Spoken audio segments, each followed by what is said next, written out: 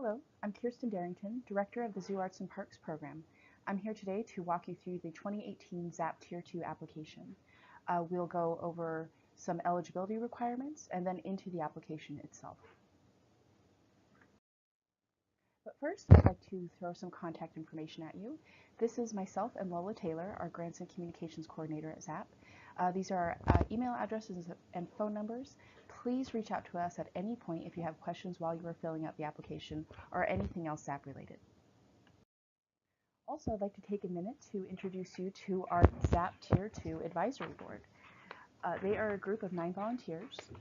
Their role is largely to serve as volunteers. They are made up of community members at large, including 2 mayors located within Salt Lake County. We strive for diverse geographic representation by hitting each of the council districts with this board. We also have 3 new members coming on this year, which we are excited for you to meet them all. So this board's main role is to review and score the applications. From there, they make their recommendations to Salt Lake County Council for approval. These board members serve a 3-year term, and they may serve 2 consecutive terms. The key thing to keep in mind here is this is the group that really does the review and evaluation of your applications. Lola and I are simply the keepers of your application, ensuring that we have all the information we need and that we have any questions answered that might not have been taken care of in the first go-round. So this is the group that we encourage to invite to your events as much as possible throughout the year. It helps them get a better look and give them a better idea at what you do beyond just reading the application. So state statute is clear about what we can fund in Tier 2. So this is how you can find out if you're eligible for funding. So first, you must have a 501c3 nonprofit status, or you could be part of a designated arts or cultural organization by your municipality. Next, you must provide arts and cultural programming. This goes without saying. And then last, you must belong to a discipline that ZAP funds. You can see a full list of disciplines we fund off to the right here. So you want to be sure that your definition of these disciplines matches the way our policies have defined them. In addition, and most importantly, your organization must do substantial work in Salt Lake County. So here's the criteria you will be scored on in Tier 2. Artistic and cultural vibrancy, public benefit and outreach, and organizational capacity. The highest scoring applications will demonstrate what's listed under each of these bullet points. So you'll notice that we've divided the application into 3 categories.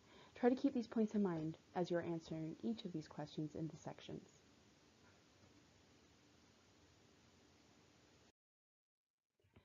So lastly, we rank our applications on a scale of 1 to 5, with 5 being exceptional and 0 being non-competitive. If you look back to your scores on your 2017 application, it'll give you a good idea of where you fall on the scale with our board. If you can't find the score from your last application, contact us and we can be happy to look it up for you. This is our tentative process timeline. Applications will be due March 31st, 2018 at 3 o'clock p.m. Our board will review the applications from April to June. Our advisory board will make recommendations to the council in June and July. Once approved by the council, who has the final say, we will move on to contracting. We expect contracts to get back to us ASAP after they are issued. Contracts are signed through our online grantor management system, Zoom Grants. Be on the lookout for this in the early fall. You will be notified via email. We are no longer sending letters through the mail. These dates are subject to change. We are not able to send out contracts until the council approves. We are subject to their schedules. This again is a tentative timeline for your funding distribution. If you are recommended for funding by our board and the council, we hope your contract will be signed by early fall. If all goes well, it's possible that you'll receive your first payment near the end of 2018, but it's probably best to plan on getting it to you in January of 2019. So that's why if you're applying for funds for the first time, we recommend that you request funds for 2019 rather than 2018. We'll explain this further when I walk you through the application. Your second payment, since we'll have to wait to see what our sales tax revenues are, will be issued around May of 2019. While I have you, I want to encourage you to get connected with us. Like us on Facebook and follow us on Twitter, Instagram, and YouTube. We highlight your organizations through each of these channels. In order to increase your chances of us sharing our activities, please add przap@slco.org to your mailing list. You can also send us great photos to make it easier for us to post about you. Also, stay up to date on the application process and other insider tips and opportunities by subscribing to our newsletter. You can email Lola to be added to this list. We encourage you to make sure you're getting these newsletters because this is our main form of contact with you throughout the year. So if you're not receiving these, please let us know. Okay, so now the moment everyone's waiting for, I'd like to take you through our online application. So our applications are accepted online only. If you do not have access to a computer, please contact us for assistance. In order to ensure a smooth application process, I'm going to try and walk you through each of the application steps right now. So first, what I'd like to do is show you how to access the 2018 Tier 2 application from our website. You'll go to zapisu.org and you'll click on the Tier 2 tab in the middle of the screen. From there, you'll go over to the Apply tab and click on that under Tier 2. Once you've done that, you're going to scroll down until you can see a button that says Apply via Zoom Grants. Click on that button. So once you do that, you'll find yourself in Zoom Grants. You can see a list of open programs. The first one you'll see is ZAP 2018 Tier 2 application. You'll want to click on Apply. And then if you haven't logged in, it'll either ask you to log in or create a new account if you're new to Zoom Grants. This is where you would do each of those options. Once you log in, if you are new or returning, and it's been a while, Zoom Grants will now ask you to set up 3 security questions. This only takes 2 to 3 minutes, and it's only something you should have to do one time. This is an added security measure that Zoom Grants has implemented this year, so when you see these questions, don't be alarmed. Now, once you've done all of that, you should be in your application. So please note the tabs along the top. Take time to read the description, the requirements, and the restrictions of the grant. You'll also see a library tab which has some very helpful resources for you. There's also a tab where you can contact admin that'll send an email to us at ZAP if you have any questions. So once you've reviewed these sections, you can also choose to hide them, which can be very helpful when you find yourself toggling back and forth between the sections. So now if you scroll down a little ways, you'll find yourself in the Summary tab.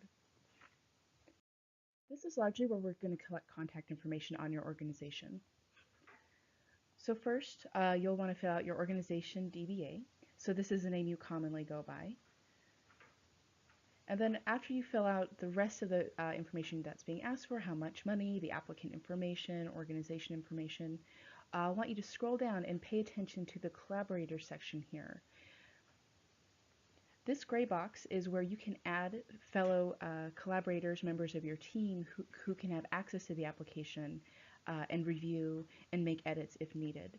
You'll also, after the contract has been issued, if you are funded, you'll want to come back to this section and make sure you add the person with the contractual authority to bind your organization to this box and make sure they have access to the application and the contract. Another quick note is because we send out so many different notices from Zoom Grants itself, you'll want to make sure to whitelist notices@zoomgrants.com in your email. This will ensure that you get all the updates you need. So now we're going to go to the next tab, which is the eligibility check tab. This is a fairly new feature we've decided to implement to help us better ensure that applications are eligible for ZAP funding. Once you fill out these questions, it'll automatically let you through into the rest of the application. So first, you'll want to select which your organization is. If you are a 501c3 nonprofit, if you're a municipal arts and cultural council, which is officially designated by your municipality, or lastly, if you're an affiliate or part of a university that does not receive more than 50% of their funds from the state. If you do not fit into one of these categories, you are not eligible for ZAP funding. The next one, and we visited this before, is what is your organization's eligible discipline? Please review the list here. There is also a link to a full list of definitions in the library tab as well. On 3, state statute notes that ZAP Tier 2 funds must have a botanical or cultural primary purpose. So this means that 50% of your organization's activities are devoted to this purpose. So you can see we have options here. A is botanical, B, or the second option is cultural, where most of you will land, and C, the third option is other. If your organization is not primarily one of those above, then mark this other. This means you may qualify as an administrative unit. So what that means is you are a program with a cultural purpose that is under the umbrella of a university or a college. So 4, if you've answered other, if your organization's primary purpose is not botanical or cultural, then you could be an administrative unit. So under here is where we want you to select if you meet the cultural botanical definition. Again, this is for administrative units only. Does the program you're applying for consistently maintain books and records separate from its parent organization? In order for administrative units to qualify for ZAP funding, we want to see that they can stand alone with their finances, in addition to their programming. So then, again, going into administrative units, what is the botanical or cultural program's mission statement? So this would be different, say if you're connected to the University of Utah, but you are primarily a dance program. Your mission would obviously be slightly different. So those last 3 questions are all about administrative units. If you are not an administrative unit, you can ignore those. The question after that, number 7, is what is your organization's mission statement, which is where the rest of you would input your mission statement. We can't see that here because we are looking at a special view. So then number 8, does your organization abide by all nonprofit ethics and professional standards? We are really wanting to see here that you follow some rubric of ethics and professional standards in your organization, whether it is established by the Utah Nonprofits Association, the UNA, or it's something you have adopted with your own board. Number 9, this question is very important, and it's something we want you to remember once you write down and put in all of your files, because this question comes up all the time. For what 12-month period of time are you requesting funding for? So your example here could be July 2018 through June 2019. This is important because we want to make sure your fiscal year lines up with the timeline with which you will receive ZAP funding. So if you received ZAP funding before, you'll just simply want to do the 12 months after what you last listed in your application. If you're new to ZAP, then you'll want to make sure again that that timeline lines up with the funding distribution. So number 10, has your organization received ZAP funding sometime within the last 5 years? This is simply informational. This does not penalize you one way or the other. It's just helpful for us to know. And then lastly, on the eligibility section, we'd like you to upload your 501c3 designation letter or a letter from municipality or township stating the partnership that you have with them. This is a very important document that we want to make sure we have on file for all of our applicants. So now that you've got through the eligibility section, we're going to go into the application questions tab. This is where you're going to spend obviously the bulk of your time.